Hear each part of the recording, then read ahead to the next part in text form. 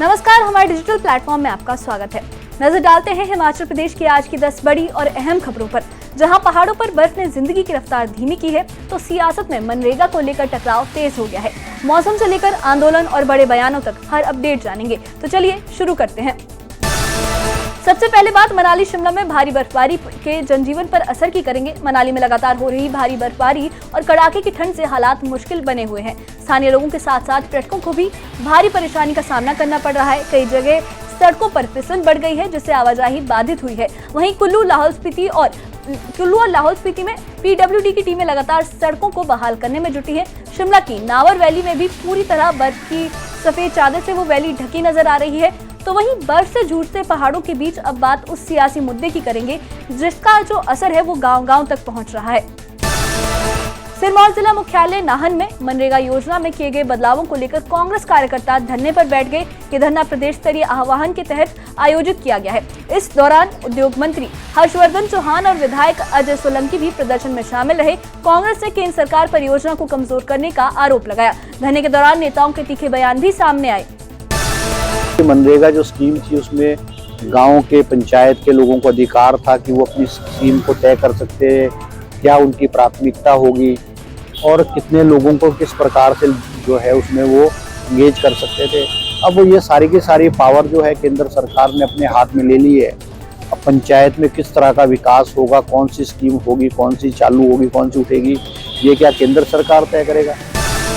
Media से बातचीत में उद्योग मंत्री हर्षवर्धन सिंह चौहान ने कहा कि मनरेगा योजना की शुरुआत यूपीए सरकार ने महात्मा गांधी के नाम पर की थी। उन्होंने आरोप लगाया कि पहले गांव और पंचायतें तय करती थी कि कौन सा काम कैसे होगा, लेकिन अब केंद्र सरकार ने सभी अधिकार अपने हाथ में ले लिए हैं।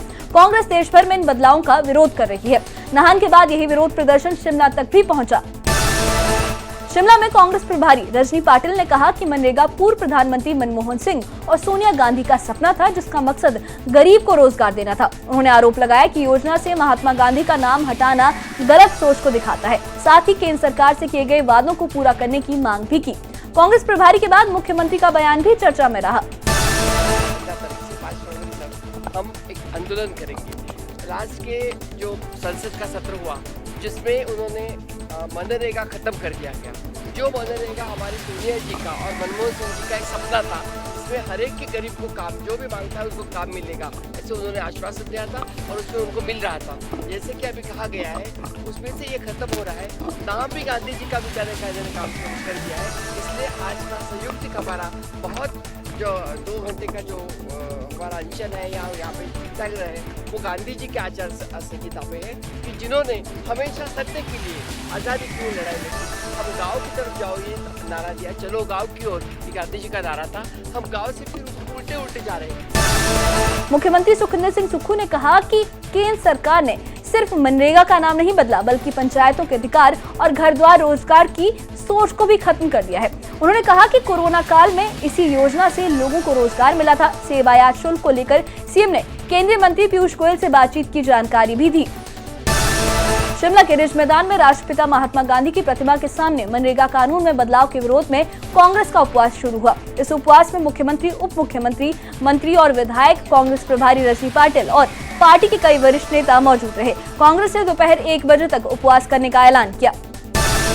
राजधानी के बाद जिलों में भी प्रदर्शन जो है वो विरोध प्रदर्शन का असर देखने को मिला है। कांगड़ा जिले के नूरपुर क्षेत्र के जसूर कस्बे में मनरेगा बचाओ संग्राम के तहत जोरदार प्रदर्शन किया गया। कांग्रेस कार्यकर्ताओं ने केंद्र सरकार के खिलाफ जमकर नारेबाजी की। नेताओं ने कहा कि 60 और 40 का नया जो अनुपात है ये पंचायतों के लिए बड़ी समस्या बनेगा और इससे ग्रामीण विकास प्रभावित होगा। इसी कड़ी में विरोध की गूंज हमीरपुर तक भी पहुंची है।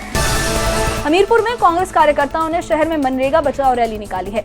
गांधी चौक पर महात्मा गांधी को श्रद्धांजलि दी गई और विरोध स्वरूप मौन और उपवास रखा गया। जिला अध्यक्ष सुमन भारती शर्मा ने कहा कि मनरेगा के अधिकार पंचायतों से छीने जा रहे हैं। मनरेगा के साथ साथ शिक्षा से जुड़ा एक और मुद्दा भी चर्चा में है। ऊना में स्वर्ण समाज के युवाओं ने यूजीसी के नए नियमों के खिलाफ 2 फरवरी को रैली करने का ऐलान किया है। हालांकि सुप्रीम कोर्ट ने नियमों पर रोक लगाई है, लेकिन समाज का कहना है कि ये स्थायी समाधान नहीं है। उन्होंने पूरे कानून को निरस्त करने की मांग भी की। इन सभी आंदोलनों पर विपक्ष की प्रतिक्रिया भी सामने आई है। नेता प्रतिपक्ष जयराम ठाकुर ने कहा कि सुक्खू सरकार का अनशन सिर्फ सियासी नौटंकी है। उन्होंने दावा किया कि नया कानून पारदर्शिता लाएगा और डिजिटलीकरण से भ्रष्टाचार पर रोक लगेगी। जयराम ठाकुर ने मनरेगा बजट और कार्य दिवस बढ़ने के आंकड़े भी गिनवाए। तो ये थी हिमाचल प्रदेश की आज की 10 बड़ी और अहम खबरें। इसके बारे में आपकी क्या राय है, हमें कमेंट बॉक्स में अपनी राय जरूर बताइए। और इससे जुड़े अपडेट्स के लिए और ऐसी ही खबरों के लिए हमारे चैनल के साथ बने रहिए। हमारे चैनल को सब्सक्राइब करिए। शुक्रिया।